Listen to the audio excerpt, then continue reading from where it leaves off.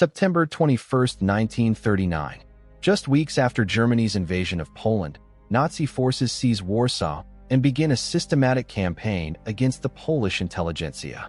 Politicians, scholars, artists, clergy, and resistance members are rounded up under the pretext of political repression. Many are loaded onto trucks and told they are being transferred to another prison.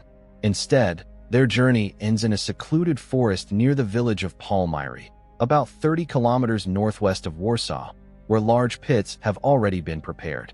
At the site, men and women are lined up along the edge, shot in the back of the head, and buried in mass graves.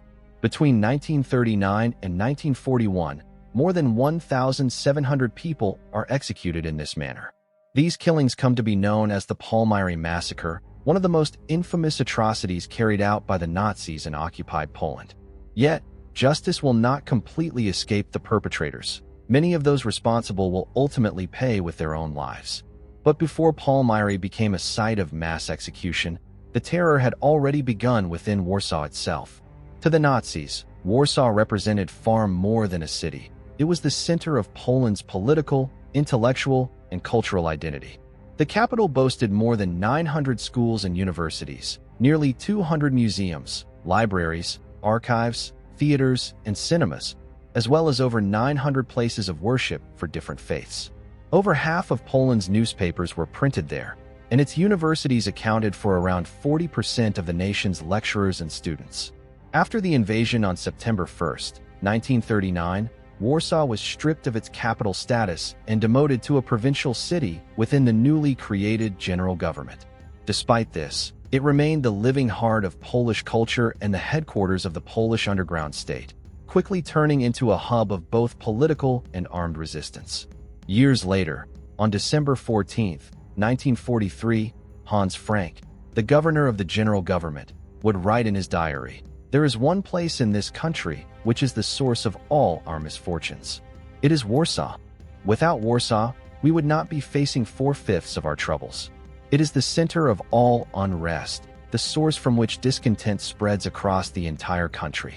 The Polish capital surrendered to the Germans on September 28, 1939.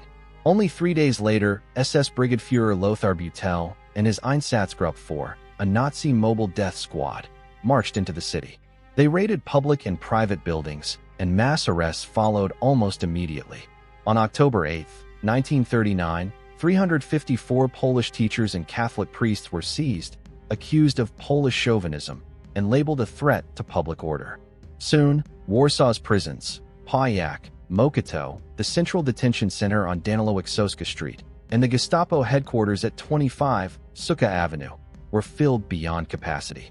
Many detainees were deported to concentration camps. Others were executed outright. In the first months of occupation, political prisoners were secretly shot in the gardens behind the Polish parliament. Between October 1939 and April 1940, several hundred people were killed there. But executions in the very heart of the capital quickly became too difficult to conceal. The Nazis needed a remote site for mass killings, and they chose a clearing in the forest near the village of Palmiry. From that point on, executions were carried out with chilling precision. The primary executioners were members of the Order Police and soldiers from the 1st SS Totenkopf Cavalry Regiment, stationed in Warsaw, under the supervision of the Gestapo. The operation was directed by SS Standartenführer Joseph Meisinger, head of the Security Service and Security Police in Warsaw. Mass graves were dug in advance, often by the Reich Labor Service or Hitler Youth. These pits could stretch more than 30 meters in length and nearly 3 meters deep, though smaller ditches were prepared for lesser groups. The forest clearing itself was steadily expanded, and on execution days, forestry workers were dismissed, while German police sealed off the area to keep witnesses away. Most of the condemned were brought from Pajak prison, loaded onto trucks under the pretense of being transferred to another prison or deported to a concentration camp. Prisoners were sometimes permitted to take personal belongings, offered food, or even given back their identity papers. At first, this deception worked, and many victims only understood their fate in their final moments. Later, as knowledge of Palmiry spread throughout Warsaw, some tried to hurl letters or personal items from the trucks to alert their families. Post-war exhumations uncovered bodies with notes reading "executed in Palmiry," scrawled in desperation just before death. At the site, bags were confiscated, though small items or documents were occasionally left with the victims. Some were still marked with the Yellow Star of David. Others wore Red Cross badges from Pawyak's infirmary staff. Many were blindfolded. Some had their hands bound. The condemned were lined up at the edge of the pits and shot, often by machine gun fire. In some instances, they were forced to grip a pole or ladder behind their backs, so their bodies would fall in even layers into the grave. Post-war investigations later confirmed that some of the wounded were buried alive. The Nazis went to great lengths to conceal their crimes. Graves were carefully filled, camouflaged with moss and pine needles, and even planted over with young trees. Families of the victims were told their loved ones had died of natural causes, but secrecy proved impossible. Locals, especially forestry workers, saw the prisoner convoys and heard the shots echoing through the forest. Risking their lives, Forester Adam Herbansky and his colleagues marked the locations of the graves and passed this information to the Polish underground. A few photographs, taken by the executioners themselves, were also stolen by resistance members, irrefutable evidence that would preserve the truth for history. German policy was aimed squarely at eliminating Poland's political and intellectual leaders. Ordinary people were regarded only as a pool of unskilled labor, while the intelligentsia were seen as the true carriers of national identity. By eradicating the elites, the Nazis hoped to strip Poland of its culture and reduce the rest of the nation to a powerless mass. Their definition of intelligentsia was broad, not just the highly educated, but anyone respected, influential, or capable of leadership. They called this group the Polish leadership class. The largest and most infamous massacre at Palmiry took place on 20 to 21 June 1940. Over 2 days, 3 transports delivered 358 prisoners from Pawyak. Among them were some of Poland's most prominent political, cultural, and social figures. The victims included Maciej Rataj, former Speaker of the Sejm, socialist activist Mieczysław Niedzielkowski, parliamentarian Halina Jarosławiczowa, District Governor Ludimir Skorwicz, and esteemed intellectuals like Jan Belsikowski.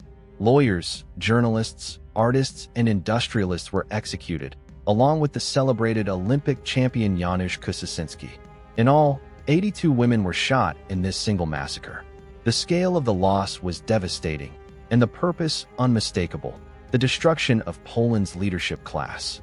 On July 23, 1940, Governor General Hans Frank announced that the AB Action, a campaign to eliminate Poland's intellectuals and elites, was over. Yet in reality, the killings at Palmiry continued well into 1941. Though often carried out in smaller groups, the goal remained the same: terror, intimidation, and the systematic removal of those who might inspire resistance. The last confirmed execution in Palmiry took place on July 17, 1941. Some details remain uncertain, as several prisoner transports disappeared without a trace, but evidence suggests that summer marked the end of Palmiry as a killing ground. By then, secrecy was no longer possible. The name Palmiry had begun appearing in the underground press.